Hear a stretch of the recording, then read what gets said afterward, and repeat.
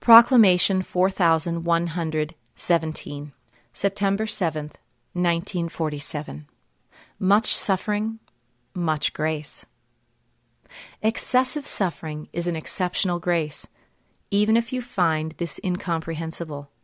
For my love does not want to let you humans slide into the delirium of the world and confront some of you with hours of starkest adversity in order to bring you back to your senses, or the soul would remain empty-handed and not progress in its spiritual development.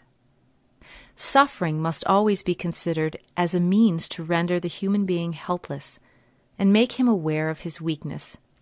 And as soon as the suffering has contributed towards the fact that the soul turns to me, that it appeals to me for help and humbly entrusts itself to me, it is a great blessing and should therefore be viewed as a gift of grace.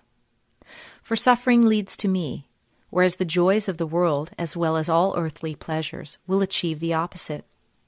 Suffering motivates people to pray. Without prayer, it is impossible to make contact with me.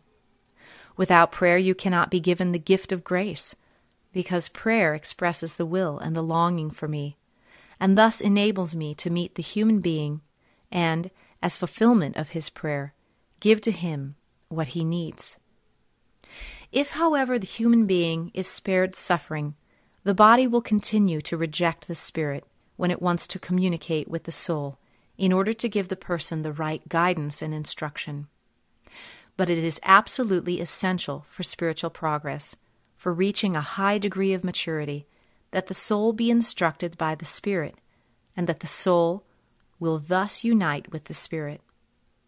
For this purpose, I must absolutely grant help to the soul with my strength, and therefore must first be asked for it, because the human being's will is decisive, and suffering impels its decision. Suffering can also harden a human heart, in which case the person will drift away and no longer strive for ascent. And then there is no other means that would be more successful. But as a rule, suffering leads to me.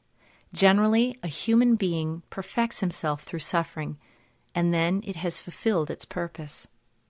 Subsequently, you should be grateful for it, and also acknowledge it as a grace, for earthly suffering is not a permanent condition, and extremely beneficial, providing you want to mature. Then you will be eternally thankful to me, and in the state of realization, earthly life will be easier for you to understand, and you will also be able to cope during the time of great need. For then you will not live your life alone, but with me, because you will open yourselves to me in prayer, and thus receive strength which you in turn can use after your own will, and with certainty will use for your spiritual ascent, as you are destined to do. Amen.